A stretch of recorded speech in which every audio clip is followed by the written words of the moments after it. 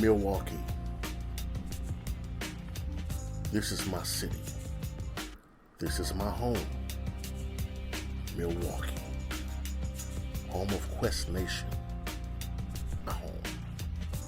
Home of Giannis. Home of Quest Nation. Milwaukee.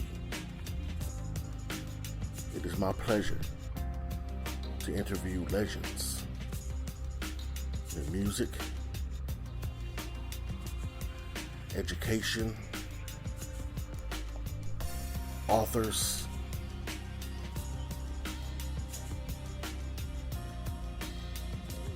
people knowledgeable of current events,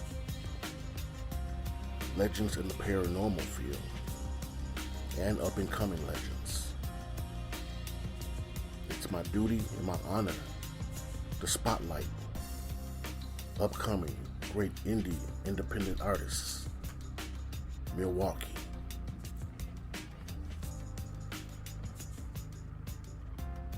And I stretch my arms, Quest stretch arms, worldwide, across the globe, to talk to the very best. I'm Roy Washington. This is the Quest. And if you haven't figured it out by now, you should already know. We got you locked in.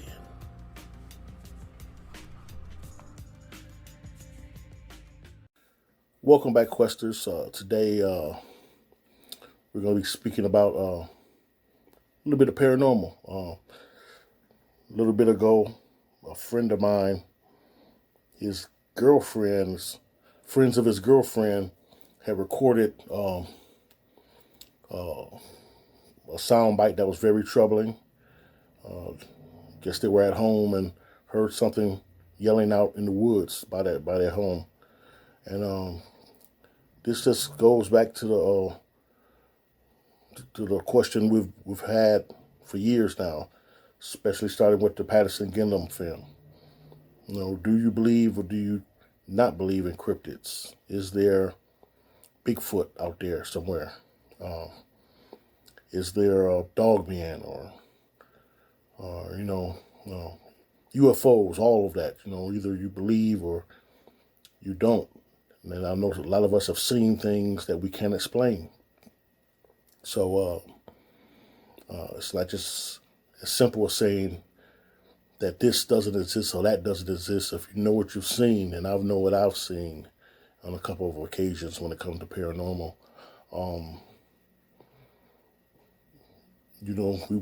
we'd like an answer. We'd like, to know more about what's going on. And this recording happened up in Rhinelander. And of course, we know about the Beast of Brey Road. That's a classic, the werewolf that was spotted up there. And, the articles that was written and the movies that was made about that event. And here we have a Rhinelander, things going on out in Rhinelander. And people claiming to be hearing something out in the woods. So we're going to investigate that a little bit today. I'll be talking with Jody Cook, who is very well respected as far as it comes to cryptids and his knowledge of cryptids. And also a friend named Amelia, who former Wiccan, who is now very well versed in cryptid knowledge herself. And very interesting show. Got some sound bites, including the classic 911 call, the most classic call ever, 911 Bigfoot call. But we're asking the question today, and that's something you have to think about. Do you believe it's real or not? I stay here in Milwaukee, Wisconsin, the major city here in Wisconsin. Big city.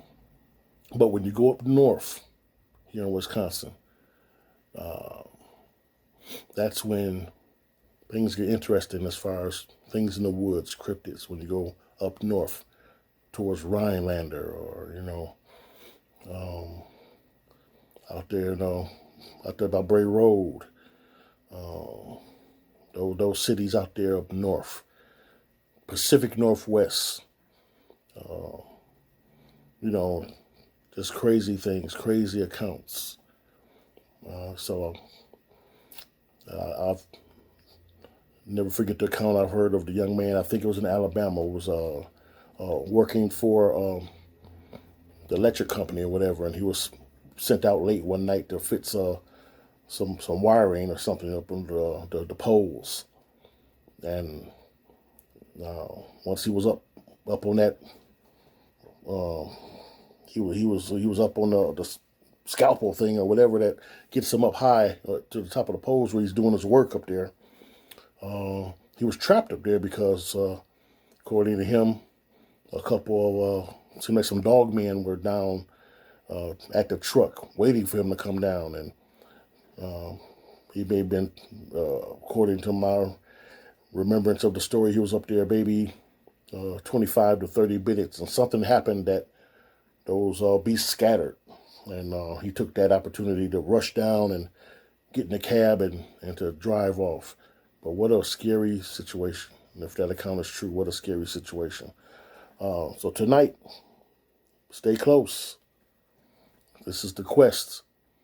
And we've entitled it Rhinelander.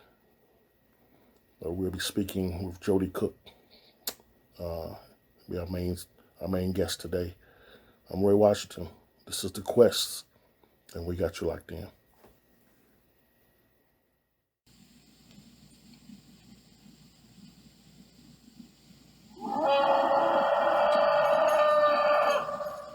What was that? Call.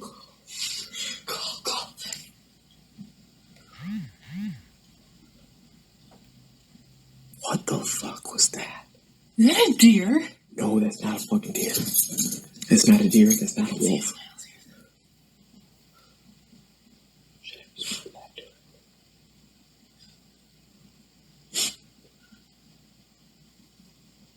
Well, smell something.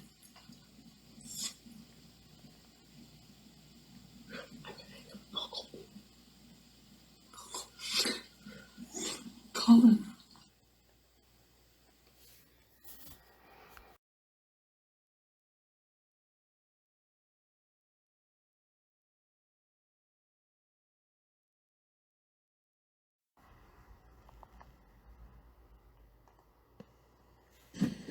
Me and Don, I'm gonna go try to catch us some Fishies.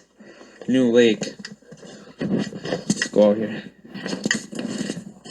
Make sure you grab the auger. Okay. Got it.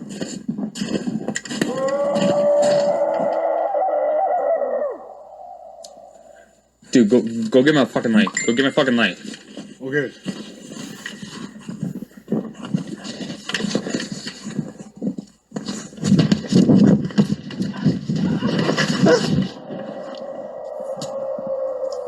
What in the fuck? I'm getting the fucking truck. Go. Let's go.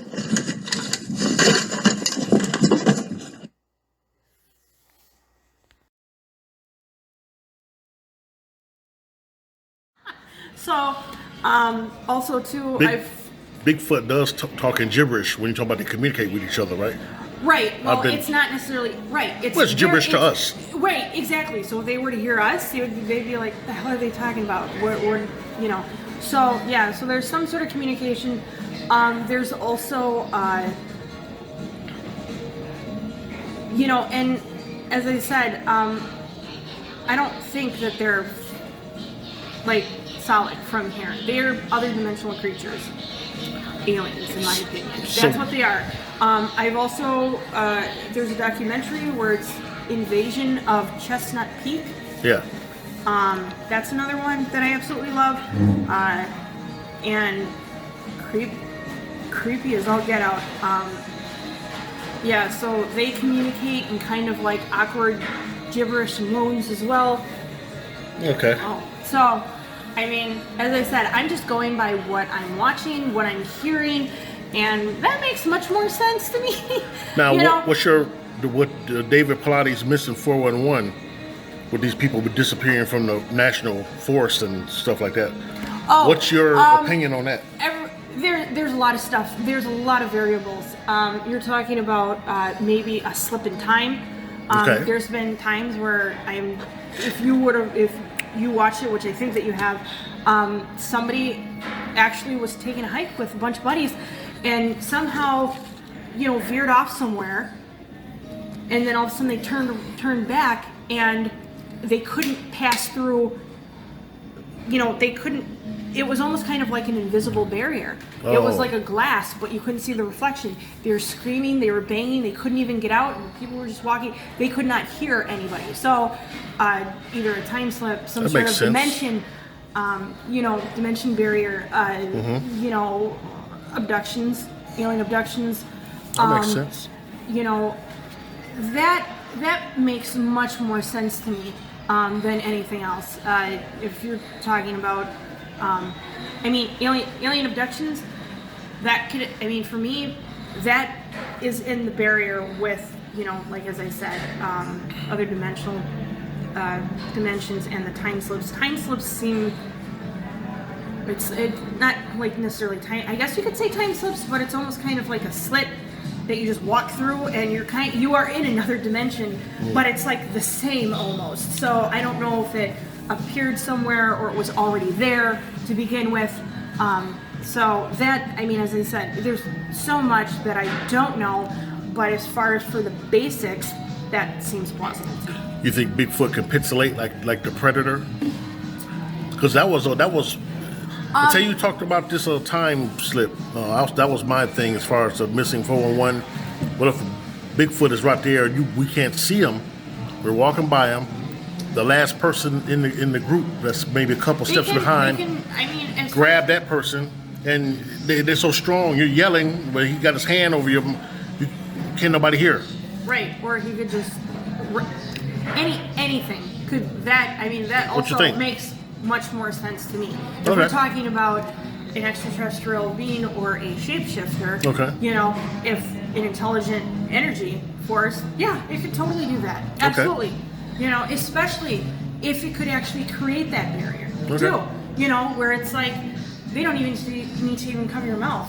Remember when that lady kind of had that, she couldn't get through, but she could see everything. It was like that there was nothing in front of her. She could just walk, but she couldn't walk. She was hitting something, and she didn't know what. Because you said she went into a time slip or something. Yeah, something like that. That's what I was thinking. Yeah, Well, with this Bigfoot, he's probably just right there the same. It's no time slip. He just grabs the person who's way ahead or a little bit behind the group. But that's a phenomenon. That's missing people. Right, and Yeah.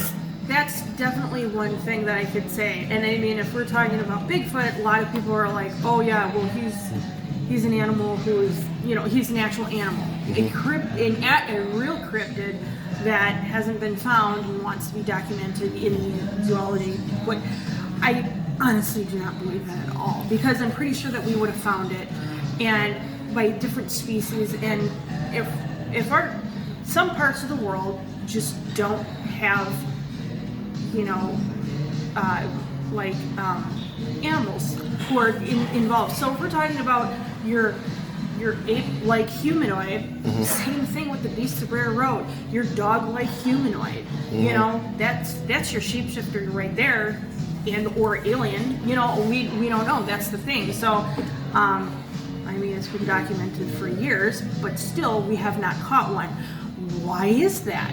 Start thinking outside the box. Yeah. There's so many other things out there that, we say that it's plausible, or time slip's plausible, yeah, or whatever, black holes, but absolutely it is. There was a time, I think back in 2013, I was working, 2013, 2014, I remember it was a Wednesday, and then the next day, I was like, today's Thursday, right? Because you always ask, what is it? They're like, no, today's Friday. And I've actually asked numerous people who are not my friends, just, out and about, like if we end up talking, I end up meeting them, and they said, I do remember that time. So I don't know if you remember that time too, but there was a time where... In 1987, Steve Cook, he was a disc jockey at WTCM FM, Traverse City, Michigan, recorded a song called The Legend, and it was about the the Dogman. And we're going to be playing that for you right now. And another piece of information I didn't know about this Dogman scenario. Supposedly, this creature reemerges every 10 years, and that year ends on 7. So, so I don't know. I listened to the song, Steve Cook. I like it. It's popish. Got the little pop feel to it, and also it's kind of like spoken word. He's not rapping, but it's like spoken word. He's speaking, and it has a little pop feel to it, almost a little jazz or kind of blues feel to it. Something that definitely you riding down the roads, you can turn it on and vibe to it. So this is The Legend by Steve Cook. We also have another joint by him as well later on in the show. But yeah, he stepped up and made a song about the legend, and people took to it. And it's not a bad song. I'm Roy Washington. This is The Quest.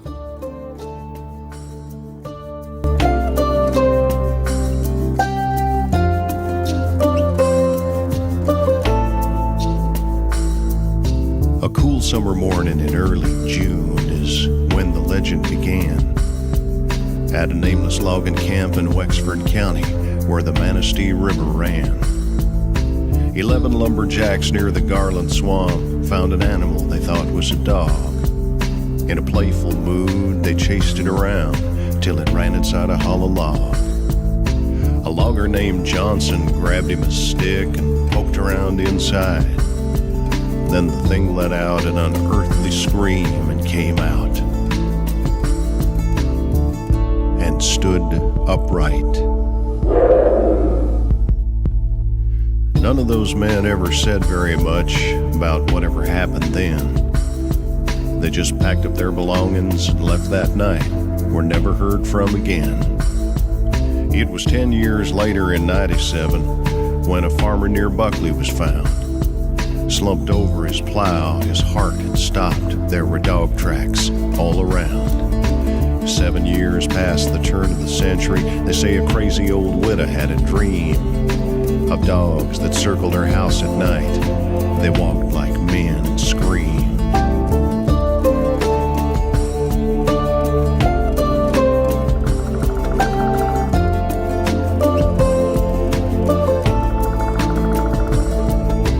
In 1917, a sheriff who was out a-walking found a driverless wagon and tracks in the dust like wolves had been a-stalking. Near the roadside, a 4-horse team lay dead with their eyes open wide. When the vet finished up his examination, he said it looked like they died of fright.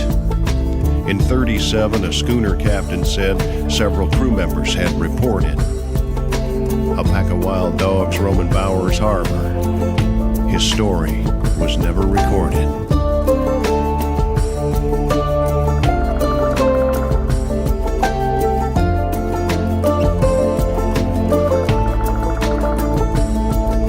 In 57, a man of the cloth found claw marks on an old church door. The newspaper said they'd been made by a dog.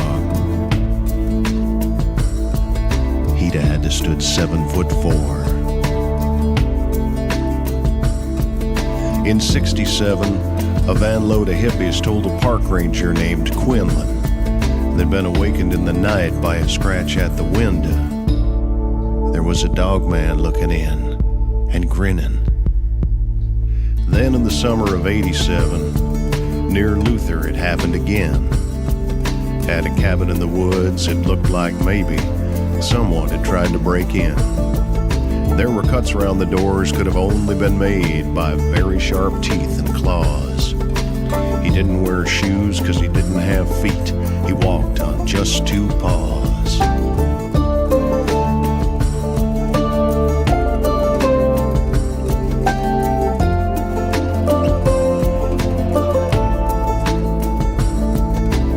Legends are born of stories told, imagination without restriction.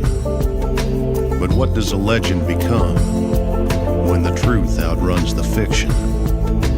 The decades come, the decades go, people still swear they see. Interlock and Reed City, Mackinac, there was something looking back at me. And somewhere in the Northwoods darkness, a creature walks upright. And the best advice you may ever get is don't go out at night.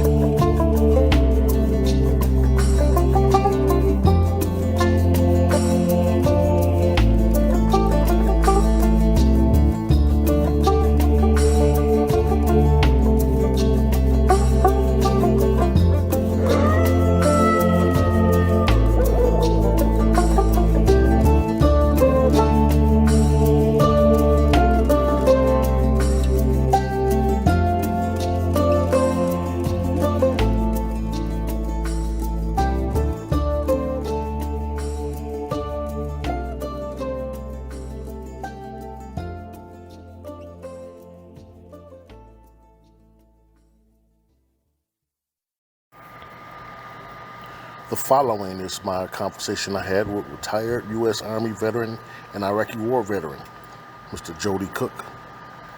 He's a former member of the Cincinnati UFO Research Group. He's been studying cryptids since 1991. He co-produced documentaries Germantown Werewolf, Wisconsin Werewolf, and The Beast of the Land Between the Lakes. He's appeared on many TV shows, including History Channel's Monster Quest, Sci-Fi Channel Sightings and Encounters. He's also been on Destination America. So this is my conversation with Mr. Jody Cook.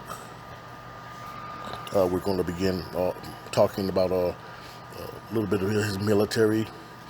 We'll begin talking about a little bit of his military experience, then getting into the cryptids. This is Roy Washington. We got you locked into the Quest.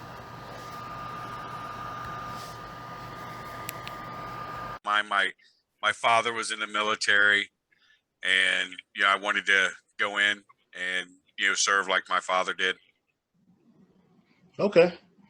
Yeah, like me, I signed on after my junior year. So my whole senior year, I was already, committed to ship off a couple of days after graduation. Yeah, I was a deputy sheriff, and I just kind of got fed up with it, and joined when I was 27.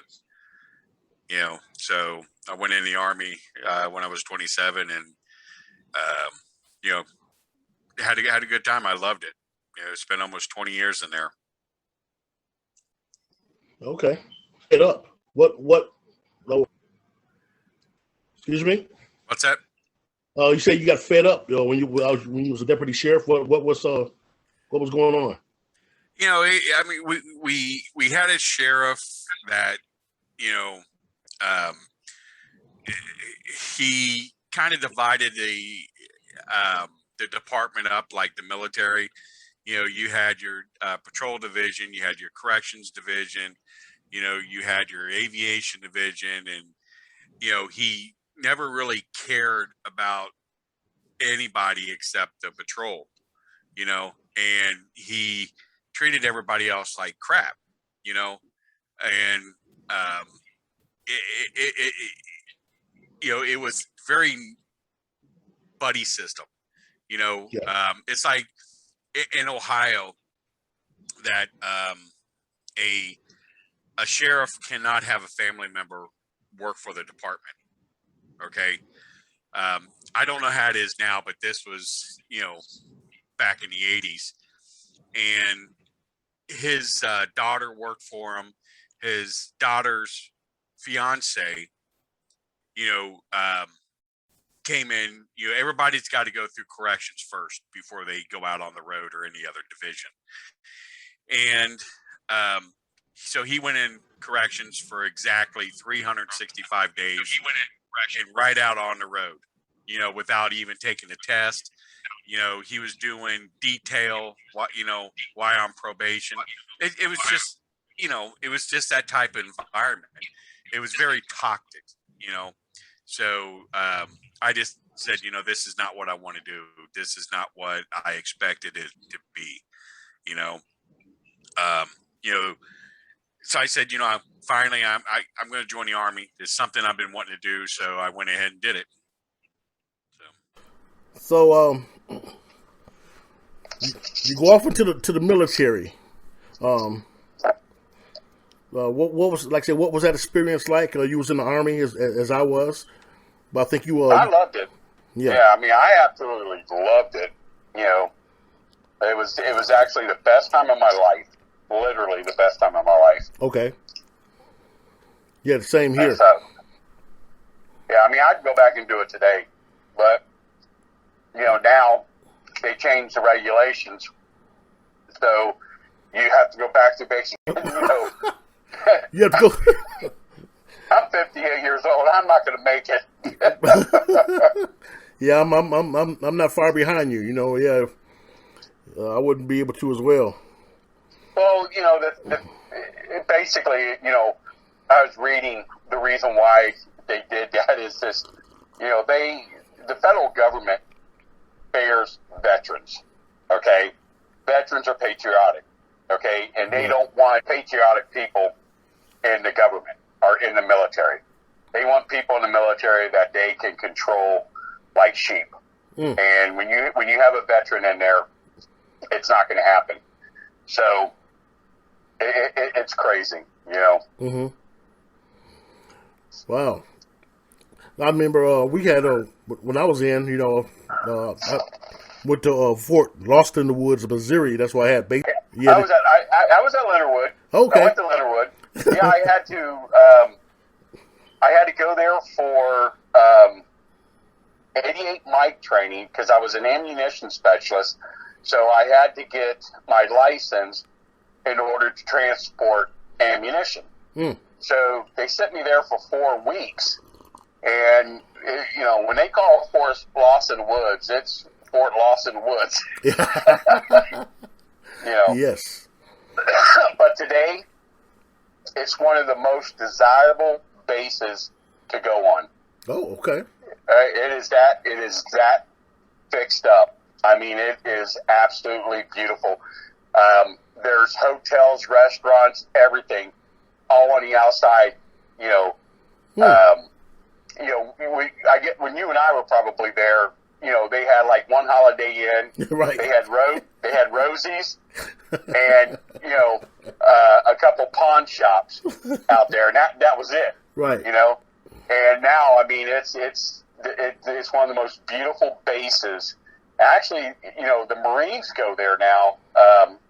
Most all branches of the service go there for training. Okay. So it's a really nice base now. And I know that ground was really hot doing those push-ups, the mountain. Oh my God! Mountain climbers and all that. I mean, you would wake up in the morning, it'd be 70 degrees. It would rain in the afternoon and snow by dinner. It was horrible out there. Yes, it was. It was weather changes every 15 minutes out there, literally. There, I went on to Fort Lee, Virginia, for AIT training, and then was stationed at Fort Hood, Texas. Yeah. Fort Hood's a nice. Oh, yeah, Fort Hood, great. Yeah. Definitely a good post. So Benning sucks. I didn't care for Fort Knox, Kentucky either. When I got medevaced out of Iraq, they sent me there, but when my unit deployed out of Fort Knox when we went to Kuwait. Okay. But when I got medevaced out, they sent me to Rota, Spain, and then from Rota, Spain, they sent me to Fort Knox. So I stayed at Fort Knox for almost 8 months. Yeah, recovering there and stuff. So yeah, I liked it. I found it to be a comfortable base. Okay. You know, there's nothing there really. You know, but it's a neat little small base. All right. Of course, we're speaking with Mr. Jody Cook. What was I didn't get a chance. I almost went sent over when Castro was acting up a little bit, but I never experienced the real war or so. What was that like for you in Iraq? You know, when we got to Kuwait, and we were like 8 miles off the Iraqi border, and we were there when the invasion started. Okay. So going over the border wasn't an issue. The Iraqis basically, they waved you through. You know, they had big berms and we busted through the berms. You know, the people really didn't like us. They didn't trust us, you know, because we screwed them over in the first Gulf War. Right. You know, so it was a really difficult situation. Life there was really rough. You know, for first couple months, you know, you're lucky if you got a shower. You know, you had to use you had no ammo box you used as a restroom. Wow. You know, you're wearing the same uniform. You didn't have time to stop anywhere clean. You're eating MREs, which, you know, the Army tells you can't eat MREs for 30 days, over 30 days. Right. Okay. You know, and we were eating them for, you know, months.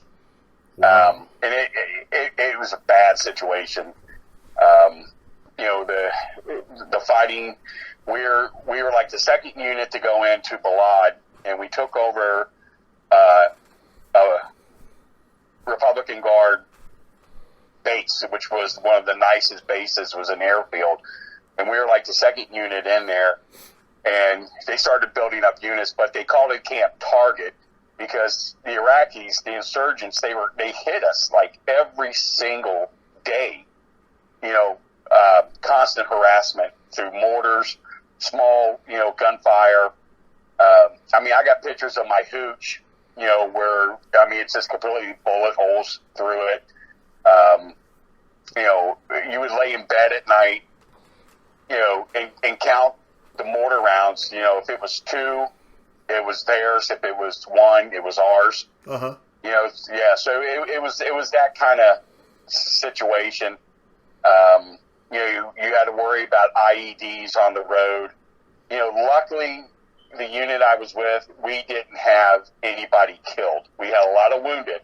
Okay. But we never lost a soldier out of our units. And we were one of the very few units that didn't lose anybody.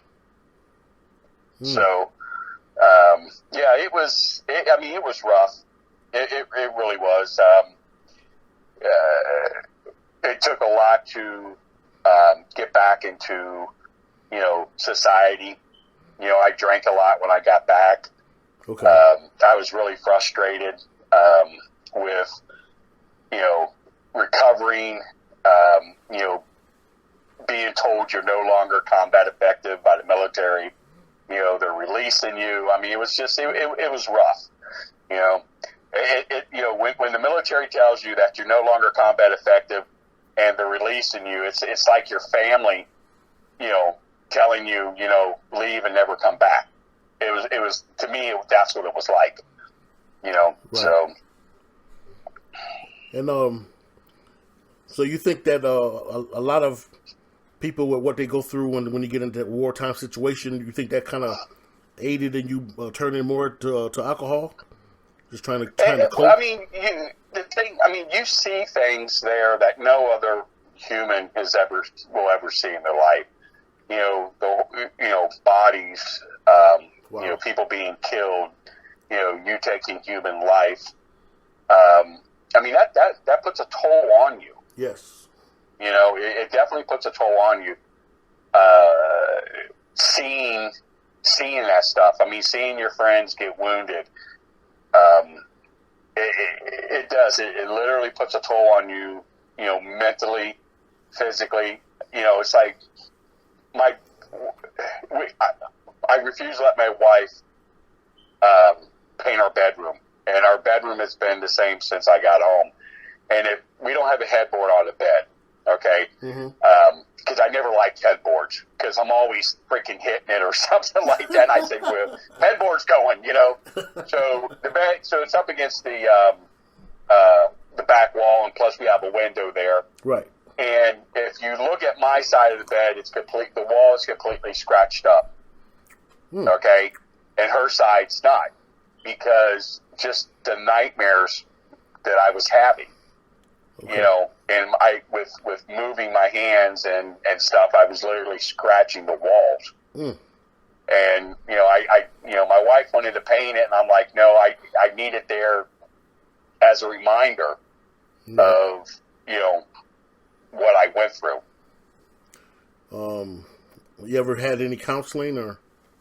Oh yeah. I mean, I go through PTSD treatment. Okay. And things like that. Yeah. I talk to people, and things. People, when they think about, PTSD, they think that, these are people that's just going to go off and end up on a tower somewhere, with a rifle. And that's not what it is. Veterans, they're not like that. Okay. A veteran will take his life before he will take the life of an innocent person. Right. Okay. That's why we have 22 dead a day due to suicide. Wow. More, it's literally nuts that 22 veterans die a day. That is. Due to suicide. And, and that proves the point. They're not going to go on top of a tower somewhere and start killing people, because they won't do that. They will take their life, before they will take the life of an innocent person. They're not like that. Right. And it's hard to do. It's hard for your family to understand, and hard for people to understand the things that you've seen, the things that you've gone through. It's hard. People can't imagine. I mean, the absolute horror of war. Yeah. So. A few years ago, I interviewed a guy that had fought in Vietnam, and just talking to me about the fear of even a little kid coming up to you that may be strapped up, or all for those a bomb or something. Those type of booby traps. I'm going to tell you something. I am the friendliest person you'll ever meet. Okay. Yeah. Anybody will tell you that. My wife will tell you I will literally talk to a complete stranger. Right. Okay. And I don't, I don't judge anybody by the color of their skin. My father was Episcopalian minister. Okay. And my father always told me, you judge the person by what's in their heart. Okay. Not by the color of their skin. What's in their heart. That's how you judge another human being. Right. And my dad would give you his last dollar if you needed it. Yeah. Okay. That is how my dad is. He was when he was alive.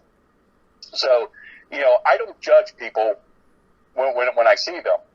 But with that being said, here where I live, we have a mall that has a very large Muslim community. And they go to this mall. It's a very nice mall. And I do get to the scent. I mean, when I see them walking in the burqas and things like that, I have a tendency of being cautious. Okay. And try not to be judgmental, or anything like that. But I make sure I watch my surroundings, even though these are completely innocent individuals. Okay, right. That just there to shop. But when you are triggered by something like that, when I use the word trigger, I mean that a smell, something or a certain word you heard, something that you've seen, or something to that effect, triggers you back to that environment. It's like wintertime. The thing I hate about winter is you see these big trucks and they smell the diesel. Mm-hmm. And that diesel reminds you of the military, because everything being diesel. So everything kind of triggers you back. But it's just, I don't look at them funny. I don't give them dirty looks or anything like that. I'm cautious. Right. And then I feel bad afterwards. You know what I'm saying? Because right. I feel bad afterwards because, I don't blame, say per se, the Muslim community. Right. Because they're Muslims. I don't blame them for that. I blame them for what their cultures made me become. Okay. You see what I'm saying? Yeah. They made me take human life. They made me live in fear. They made me fear for my country. But not but the Muslim people as a whole are very beautiful people. Yes. They're a very beautiful culture. Yes. But you have a certain group of individuals that just makes life miserable for everybody and gives them a bad name. Same thing with the white community, same thing with the black community, right. The Hispanic community. All good people. It's just you have a few people that just gives everybody in their community a bad name. You know what I'm saying? Yes. So, but it's just one of those things, that you deal with. But like I said, how I dealt with that, okay, mm-hmm. was there was a store in the mall, and it was a Palestinian guy that sold Middle Eastern art and gadgets and stuff like that, right? Mm-hmm. And I went in there and bought some stuff, and from talking to him, and I became friends with him. Okay. For several years, I have talked with him, and I've talked to him about the war. I've talked to him about the things I've gone through, and he was in Palestine, when a lot of the Middle Eastern wars were fought, with Israel and things like that, and so that was, to me, that was medicine. Right. That was talking to someone that understood what you're feeling and understood what was going on, and that really helped me deal with a lot of stuff. When it came to that, so that was good, healthy therapy, and he's still my friend today. Oh, that's cool. We still talk. I still, go into a store, see him. He's brought me gifts back, from Palestine when he goes. And okay. Goes there, he brings me things and so forth. It's a little friendship gift and things, and I do vice versa. And it helped a lot. That's cool. Yeah. I applaud you on that one. Yeah. We're speaking of cryptids. First of all, because I want to know if you ever had an experience with a cryptid. But did you ever see anything crazy as far as cryptids or paranormal when you was over there? Yeah, I saw Bigfoot when I was in the Army. You did? Yeah. Up in Grayling, Michigan, at Camp Grayling. We were up there one year, and the Canadians come down, and that's like a multi-base that U.S. and Canadians train in. The Marines go up there, and they'll train also, but it's mostly U.S. Army and the Canadian Army that train here in the States. Okay. So we were just finishing up on the 50 caliber range. Okay, getting people qualified on the 50 caliber. So they pick the weapons up, they take them back to the armory. We collected all the ammunition up to take back to the ASP, which is the ammo supply point. and it was on a Friday. And so we wanted to get to the ASB before they closed, because otherwise we would have to stay in the vehicle with the ammunition till Monday morning. Okay. Unless we were able to get somebody to come over on a Friday night to do it, Right. So we're on the road, and we said, look, let's make some time. Let's just, do what we're not supposed to do, and let's go off road and go through the woods to cut down time. Okay. So we decided to do that. We were in one of the old Army Blazers. Remember the Blazers? I believe so. So it was one of the old Blazers, camo Blazers. Yeah. They were still considered a Jeep. Yeah. Okay. At the time. Yeah. And so the wood line was getting really thick. Okay, so we end up stopping at the point because we couldn't pass any further because the trees were really large and the vehicle wouldn't go through there. Mm. So as we're backing up, we see something move right in front of us. Okay, we're thinking, well, maybe it's a tree getting ready to fall on us. It was that big. Okay. And he was probably 12 to 15 feet in front of us. Mm. Okay, he was that close. And now you have to understand, this is about, 8:30 in northern Michigan in the summertime, so it's still light out. Okay. Okay? So, even though it was dense in the woods, but there's still enough light that you were able to see. He was reddish, like a reddish-brown color. Okay, the hair. He was definitely male.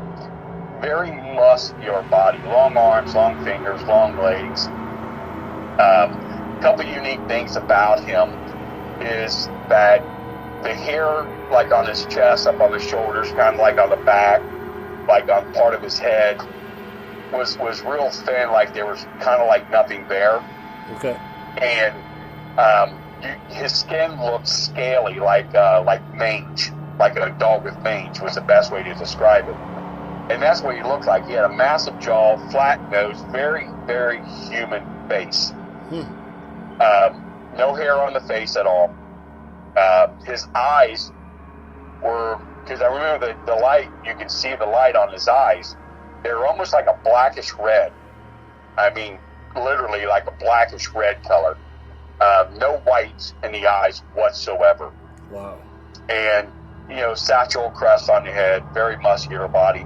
And when he moved, it was so smooth, it was like he was gliding, Uh-huh. And he looked at us as we're looking at him, okay?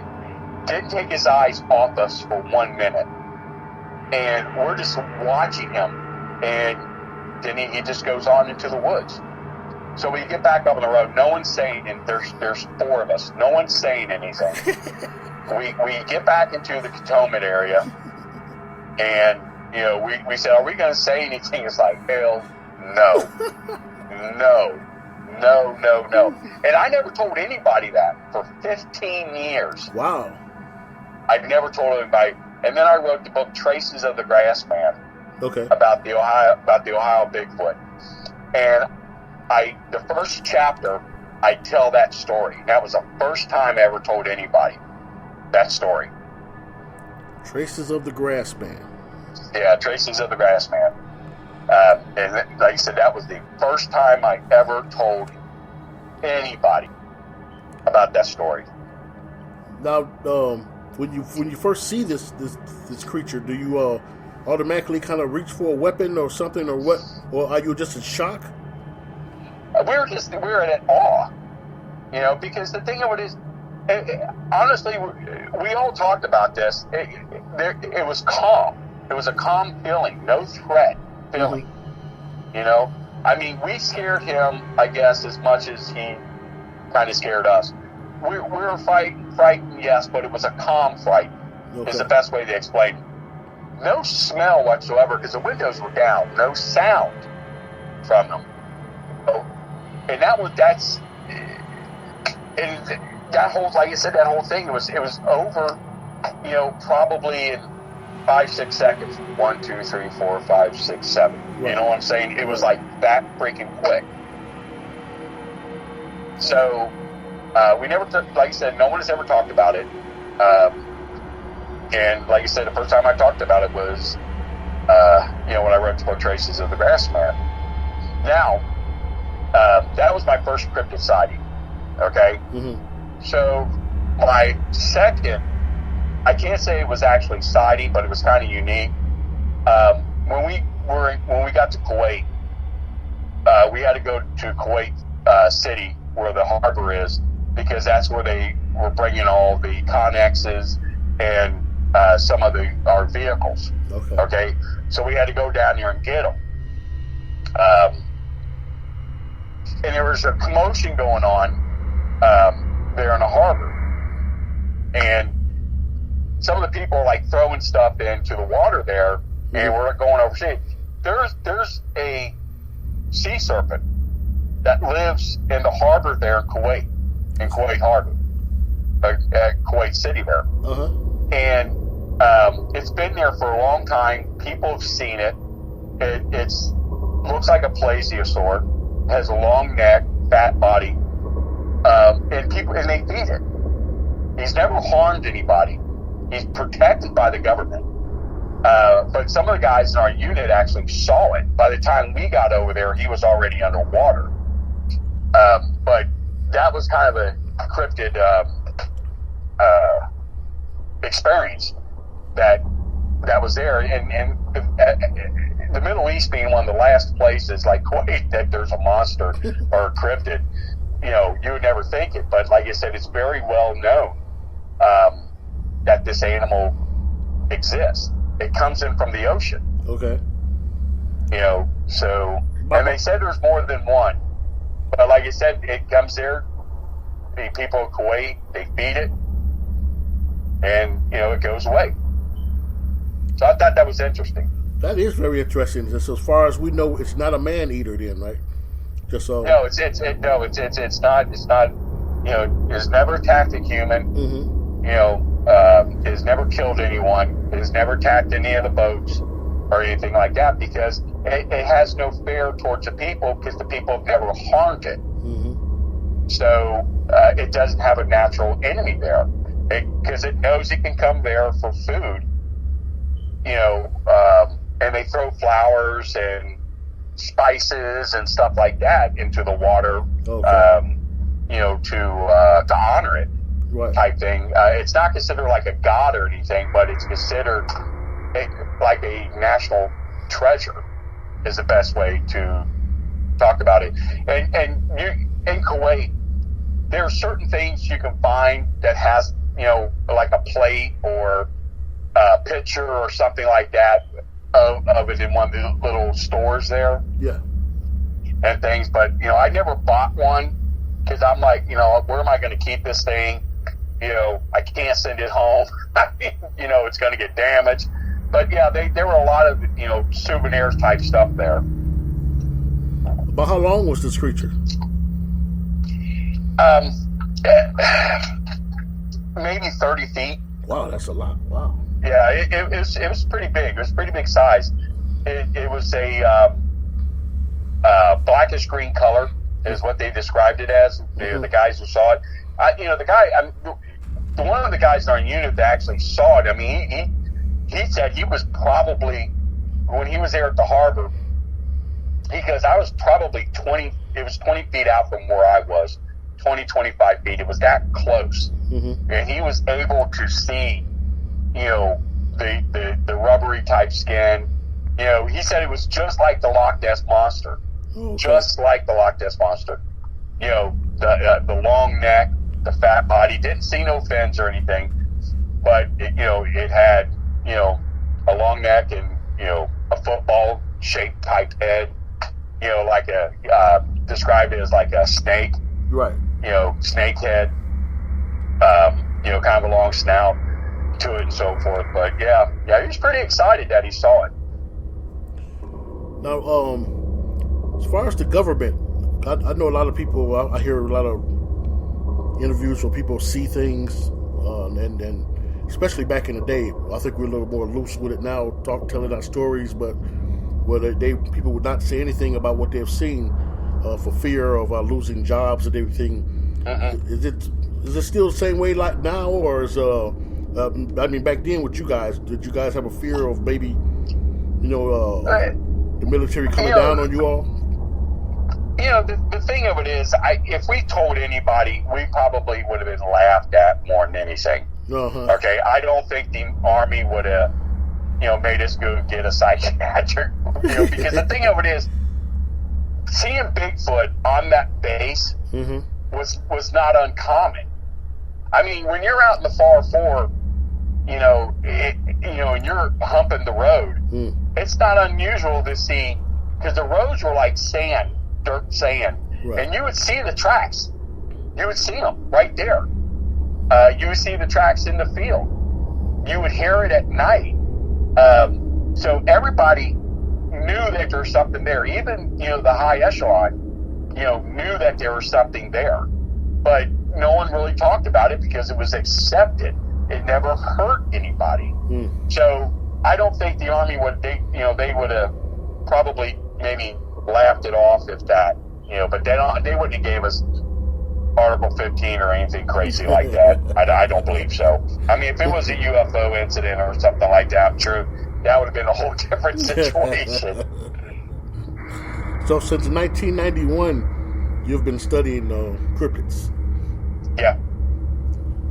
Well, actually, longer than that. Longer than that. I've been, I was a UFO investigator back in the 80s, and I was investigating cryptid stuff. Land Between the Lakes was my first cryptid investigation I ever did, and that was in 1987. Okay. So ever since then, I didn't get really heavy into it until, about 1991. Was when I really started getting heavy into it. Okay? So, but like I said, I've been interested into it in the 80s. Because like I said, I did UFO investigating. I belonged to a UFO group. We had a television show. See, this was way before cable came in and satellite TV and everything. Everything was done on public asset TV. Right. Okay. And we did a show called UFO Update Live. First Wednesday of every month. Came on at 7 o'clock. Played in Ohio, Kentucky, Indiana. Excuse me. And it was about an hour and a half show. Sometimes it went to 2 hours. And we talked about UFOs. We had witnesses. I mean, it was a great show. People loved it. Ran for 8 years. Okay. And throughout there, we were getting cryptid sightings and cryptid reports. And I would investigate those. But like I said, I was really heavy into UFOs. And I think that's what really got me into the cryptid stuff. Okay. Because we were getting cryptid reports coming into us, and people coming on the show talking about it. And it was like, man, this is kind of neat. UFO stuff was kind of getting bored. It was kind of slowing down. Stuff was going on that you really didn't have access to. So I said, man, I'm going to get into this, and I just fell into it. Okay. Have you? Oh, that's your What's phone? that? Oh, that's your phone? It's my house phone. Don't worry about it. Have you ever had a UFO sighting? I saw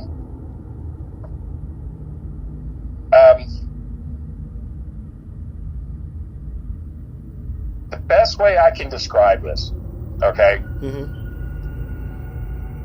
And I don't know if it was a military aircraft or if it was a UFO. I was coming out of my apartment, and maybe 6:30 in the evening, I would say. And I'm coming out, and I see this object fly real slow. It was triangle, okay? And it was flying real low, real slow. And it was coming from the Dayton area. going over my apartment complex, going over 275. Okay. Okay. Now I know other people saw it, but I don't. Like I said, I don't know if that was a actual triangle UFO or if that was a stealth. One of the stealth aircraft. Right. Because at the time, the stealth aircraft was, pretty top secret.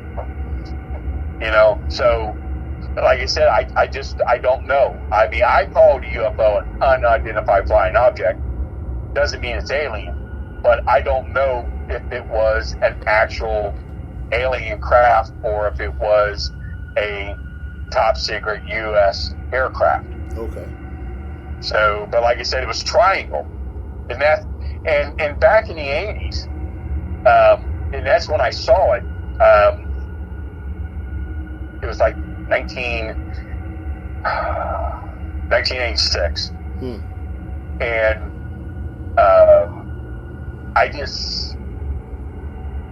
I don't think that too many people knew about the stealth project back then, or the stealth fighter or stealth bomber. Okay. I don't think it was real well known back then. It was built back then.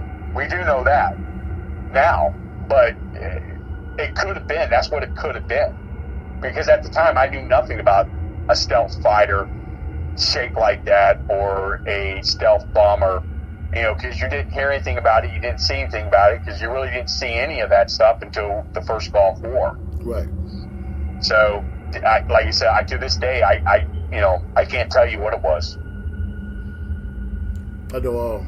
When I was younger, me and one of my buddies one night, we were pre-teens, but I think it was during the summer. We was out kind of late, and we seen what we believed to be some I don't know if they won't say Martians, but just aliens.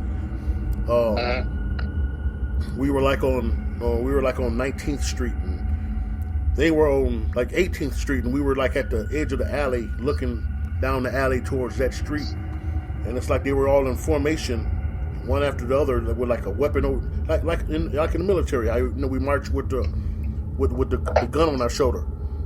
Right. That's how they were marching. It was just it seemed like a never-ending line of them, all in uniform. Looked like they were very short. But we stood there for maybe 2 minutes, and then got scared and ran home. I thought it was going to be some kind of invasion, but they didn't look like they were of this world, and so I would never forget that night. Yeah, I mean it's crazy.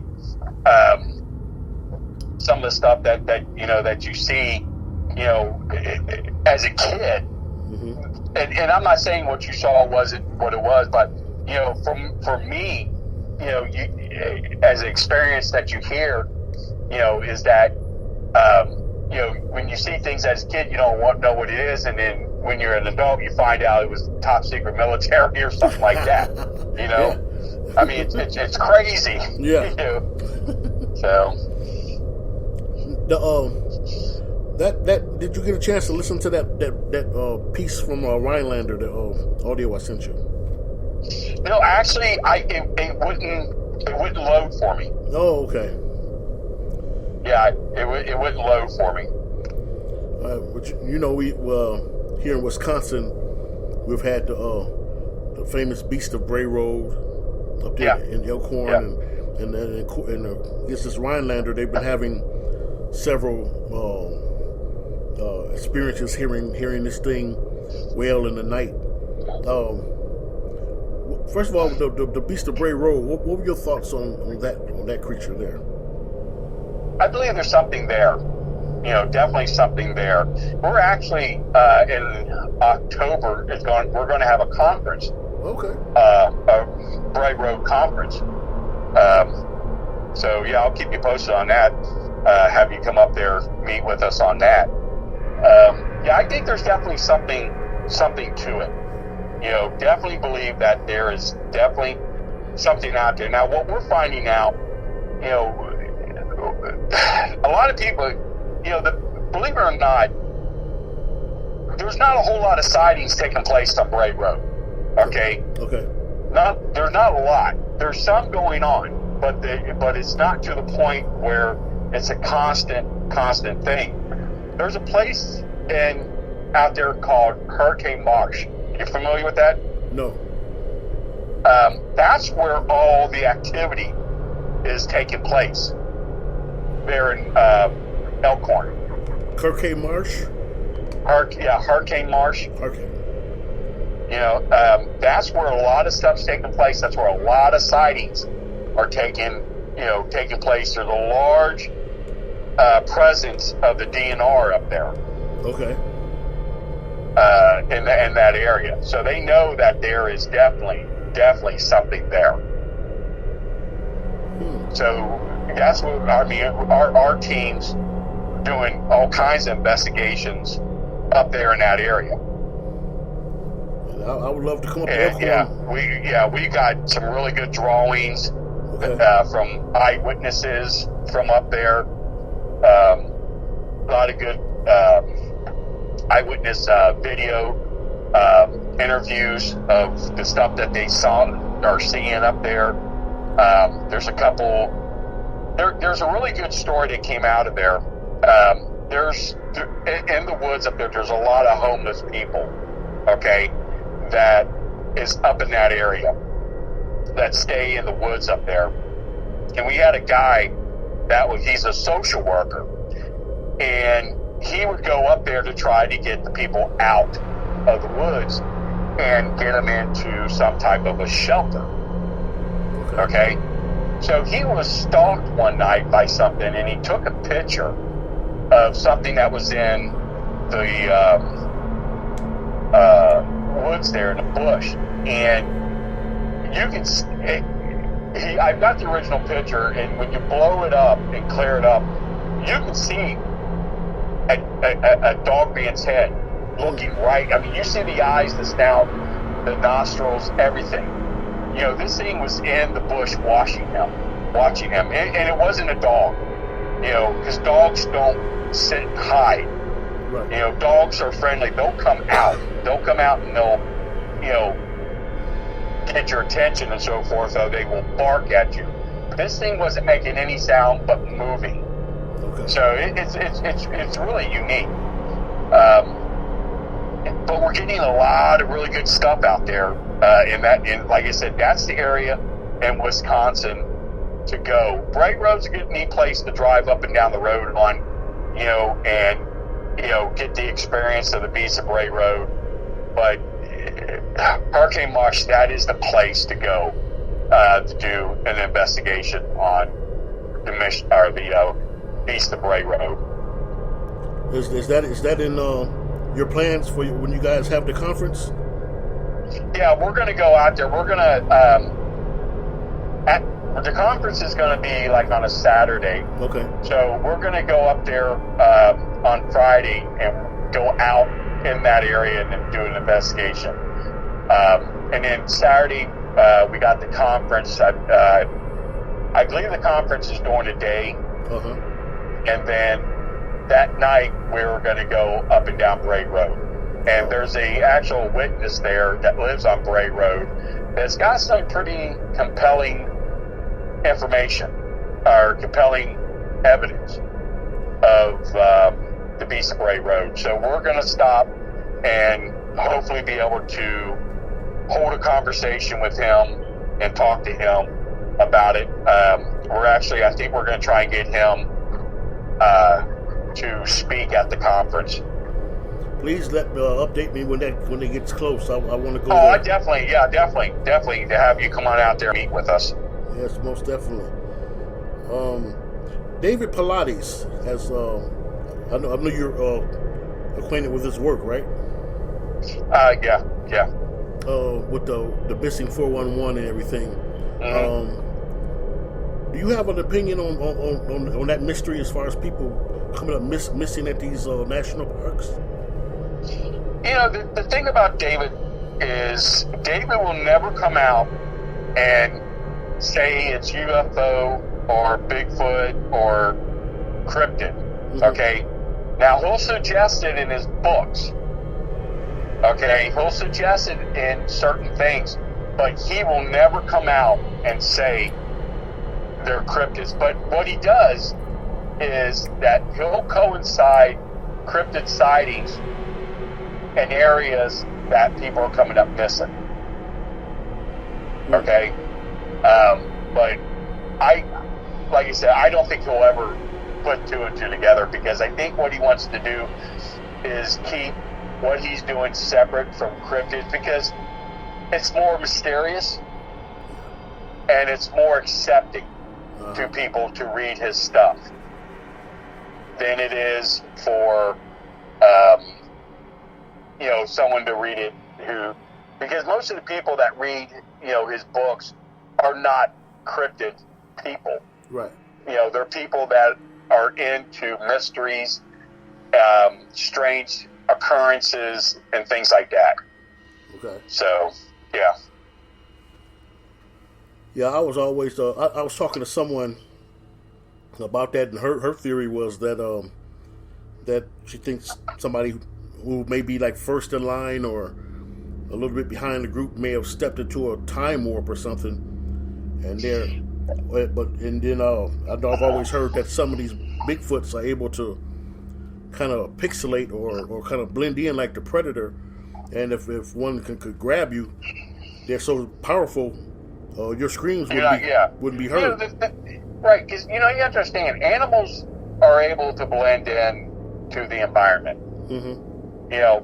How many times have people been out in the woods and a deer ran out from, they didn't see it, or a rabbit or something to that effect? Right. You just, because they blend in, that their coat blends into the environment. Okay, Bigfoot is the same thing. They're able to blend in. I mean, like you said, the one we saw, he was right there. He was standing there, right in front of us, and we didn't see him until he moved. Wow. Okay, so that's able to be done. Now, is there a possible chance that there's what do they call that, dimensions, where they can come through dimensions and things like that? That's a real good possibility. Okay. Really good possibility. Any other have you had any other experiences, any other stories? No. I mean, when I was I did an investigation at Daniel Boone National Forest. Okay. And I can't tell you what it is. I think it was a dogman. There was other people that were there with me that saw it. We were coming around a bend, and like you said, it was completely dark. We had our headlights on and so forth. Right. We're walking. We had the hat lights, and we saw the deer. And, we saw the eye shine and stuff. We saw him. We put a flashlight on him. And there was a bush behind him. So he went to jump over the bush. Something came out. And we saw the arm, a long, hairy arm. Mm-hmm. We saw the side of the head. It looked like a high-pointed ear on there. We saw a snout.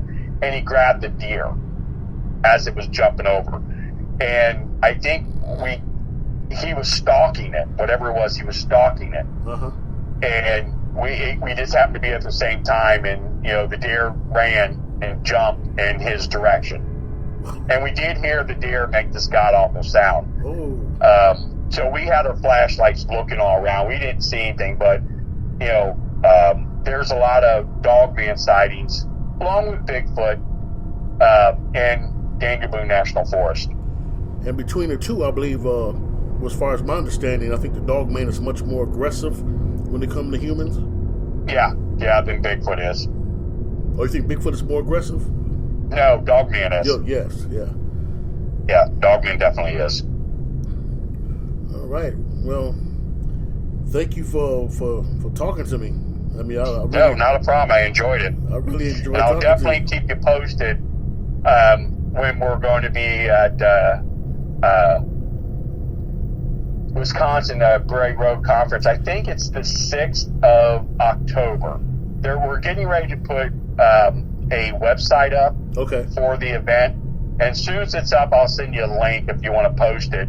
Yes. And so forth. So yeah, definitely we'll get in touch and we'll go out. You can go with us out to Hurricane Marsh up in that area and hang out with us out there on Brey Road and things like that. Right. You know, the people who live on Brey Road, they don't like you being out there looking for the Beast of Brey Road. You know, they don't like that. They don't like you sitting on the side of the road. You know, they don't like that stuff. Okay. You know, so but yeah, we'll definitely keep you posted on that. It's gonna be a good time. Definitely be a good time. All right. Thank you, Mr. Cook. So I will be keeping Not a contact problem, with you, and thank you so much for talking with us. Not a problem. Anytime. All right. Have a great night. You too, buddy.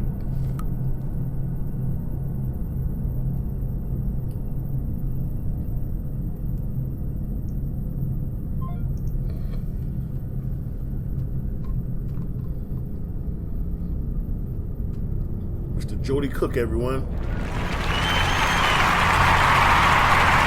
Jody Cook. Rhinelander.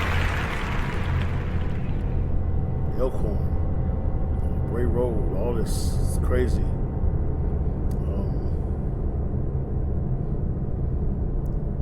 know, what is out there? That's one of the big mysteries, and that's one of the mysteries that we ponder. With all the forest land and all the woodlands, is there something else out there that's beyond bears and wolves? To me, it seemed to be pointing to the direction of there's much more out there. Dogmen, Sasquatch. Very interesting.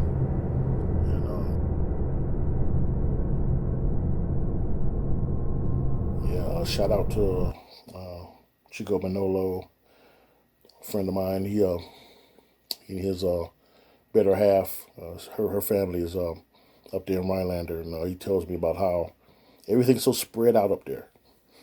You know, here in the city, you know, our neighborhoods are more tighter, you know, and houses are more closer. But out there in Rhinelander, and I'm sure some of those other cities out there in up in northern Wisconsin. It's more spread out, a lot more woods, a lot more open area where you can have be perfect for some beast running around or out there handling their business. Again, since Gillian Patterson, the question is on the table, and you know. I'd love to see the day if someone can capture or one of these beasts, a Bigfoot or a dogman, and so we could see it. But right now, it's just, do you believe? And I do. I believe.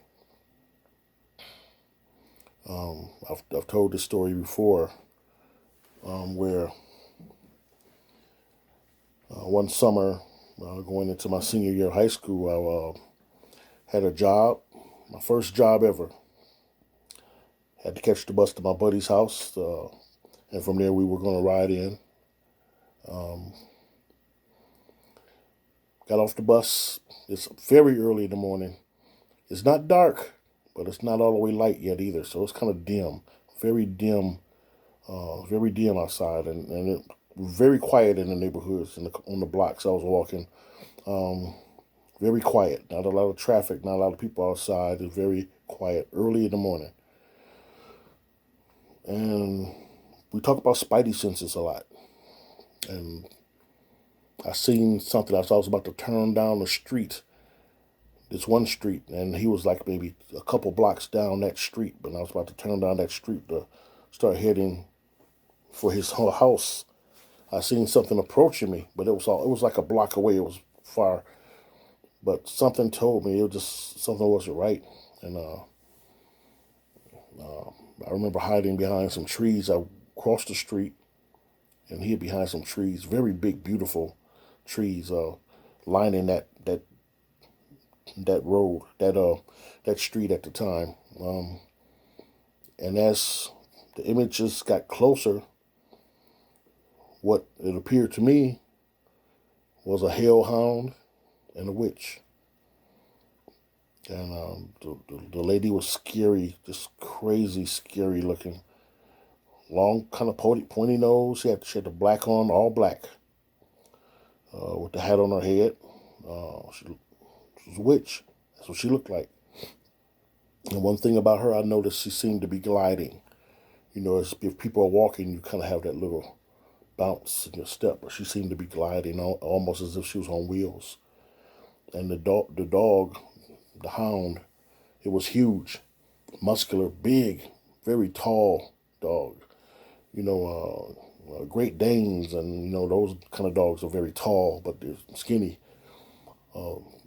This was a very big, muscular hound, huge. And it seemed to me that its mouth was lit, like it was flames in its mouth. But, you know, it was a glow coming from his mouth. And they passed by my location. I was on the other side of the street, behind a tree, peeking out. When they passed by my location, and they turned going in the direction that I came from. A couple blocks down that way is where I got off the bus, and I come up that way and was going to turn down the street. And they turned and went down that way. Dim outside. Nobody else out. And I was scared, really scared. And once they got far enough down that street, that's when I took off and ran the 2 blocks to my buddy's house. So we see things, you know. I've seen things. We all, you know, a lot of us have seen things, especially those in the paranormal community who want answers, who, you know, it was a time when you couldn't have mentioned stuff like this and you'd be ridiculed or whatever, you know. But that's what I seen in that instance, in that circumstance, that story. That's what I seen, and I'll never forget it. So the question lies here. It's on the table. You believe or not? Have you seen anything? Anything crazy? Let's talk about it. Thank you for tuning in. I'm Roy Washington. And glad I don't stay up in Rhinelander. But it's been crazy. It's been fun just talking about this. A lot of my circle here don't believe, but like I said, I've seen things, so I do. And so that's the beauty of life too. We can have relationships, be friends, and have different opinions. I'm Roy Washington. God bless you. 911, what are you reporting? We got someone or something crawling around out here. Did you see what it was? Was it a person or an animal or? I can't tell. All I know is that my central light came on and I just happened to glimpse and see this thing running across the yard. A good-sized man or something. Looks like a man. I don't know what it was, just that it ran across the yard. Okay. You've had problems in the neighborhood before? Yeah, my dog was killed here just recently. I don't know what it was. Whatever it is, it's running. I couldn't catch it if I was going to chase it. But whatever it was standing up. I'm out here looking through the window now and I don't see anything. I don't want to go outside. Jesus Christ, you better... Sure. See ya! Hello? Get somebody out here. What's going on now, sir? That son of a bitch is about 6'9", I don't know. Do you see him now, sir? Yes, I'm looking right at him. Uh-oh. Okay, hang on. He's right... Is he in your yard, sir? Yeah, God, he's big. Okay, what's he doing in your yard? He's looking at me. Oh, and the guy is on foot. I don't know what... It's a big... real big person. That's all I can say. Okay, but it is a person. Yeah, I'd say it was a person, somebody really big. But he's all in black. Is he a black male or a white male? Did you actually see whether, or was he just wearing black? He's all black and he's big. He is big.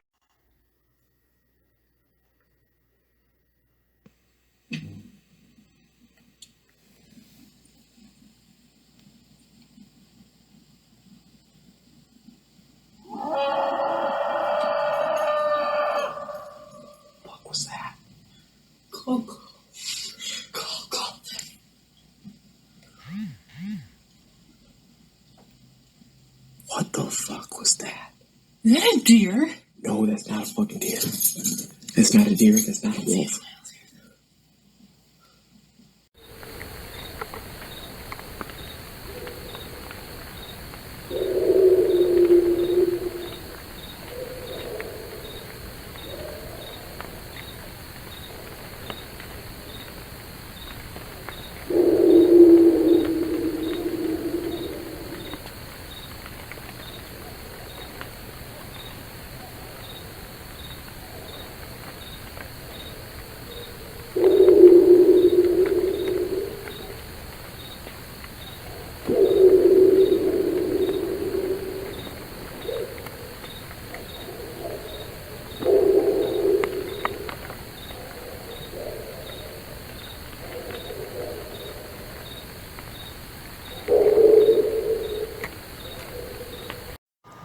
Here's Steve Cook once again. This is Sheldrake.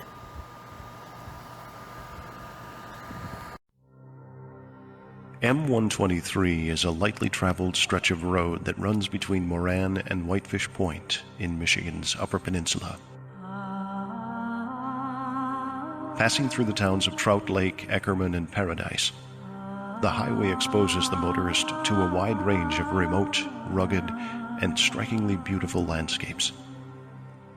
It was just the kind of place C.J. Tasker loved. Born in Detroit, Tasker was a student at Northern Michigan University in the early 1960s. On weekends, his favorite pastime was exploring the back roads of Michigan's beautiful North Country. On a gray and foggy weekend in October 1963, Tasker was driving along M123 early on a Saturday morning. He was a few miles north of Paradise, hugging the shoreline of Whitefish Bay. While sipping coffee from his thermos, from the corner of his eye he spotted a place where the grass along the road grew in a telltale pattern. The growth suggested there had once been a road here. Tasker slowed his military surplus Jeep, turned around, and returned to the overgrown two-track leading into a thick stand of pines. No one had been down this road in a long time. His heart started beating fast with the excitement of discovery.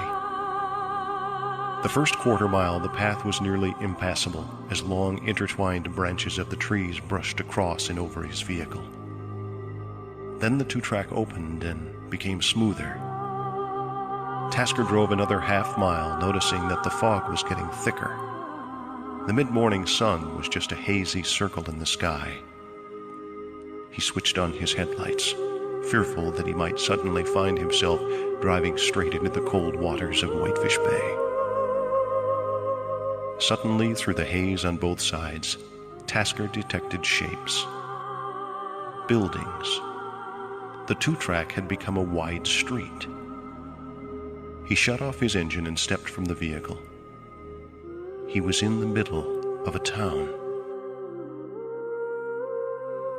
Tasker grabbed his county plat map and tried to pinpoint his position. After a few quick calculations, his finger traced to a point on the map where absolutely nothing appeared. He shook his head and looked around. "Hello," he said, stepping from his Jeep, his voice echoing off the buildings. There were several storefronts, a dozen or more houses, neatly lining the street. The dilapidated state of many of the buildings suggested years of neglect. Tasker climbed the rickety steps of a store that bore the name Sancho Dry Goods. He cupped his hands over his eyes and peered inside. The shelves were empty, but a very old cash register still stood near the front. Next to it, a broom rested, as if someone had swept the floor that very morning. The rest of the buildings were equally deserted. Many of the homes still had furniture inside, but little else. As he emerged near the far end of the street, Tasker spotted a small brick building. Over the door, a stone block was engraved. U.S. Post Office, Sheldrake, Michigan. Tasker turned to go back to his Jeep, but the fog had thickened so much he could not see it. Stumbling blindly, he navigated from memory until the familiar shape of his vehicle swam from the fog. He climbed inside and returned to his county plat map. He searched and searched, but there was nothing on the highly detailed map to indicate a town named Sheldrake. Suddenly, he jumped. His peripheral vision picked up a shape moving in the fog near his door. Then another on the passenger side. He strained his eyes, peering through the drizzle on the windshield. There was movement, but just what he could not tell. Tasker's heart was pounding. He reached for the ignition key on the dashboard. He was ready to get out of Sheldrake fast. But the key was gone. More dark shapes moved around outside his vehicle. Tasker frantically ran his hands along the floorboards of the Jeep, searching for the key. It wasn't there. He sat up straight, considering the canvas top of the Jeep, which would offer no protection at all. Dark shapes darted back and forth outside. His eyes were wide as saucers as his mind raced with what to do next. Tasker took a deep breath and tried to calm himself. Maybe these were just hikers or hunters or something. Maybe he just dropped his key right outside the door. His hand shaking, Tasker reached for the headlight switch and pulled.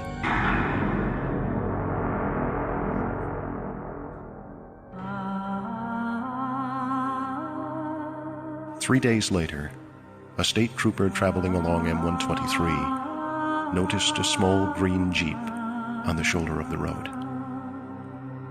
A county plat map was open on the passenger seat. A half-filled thermos of cold coffee lay on the floor. The key was in the ignition. C.J. Tasker was never seen again. The Haunting of Northwest Michigan.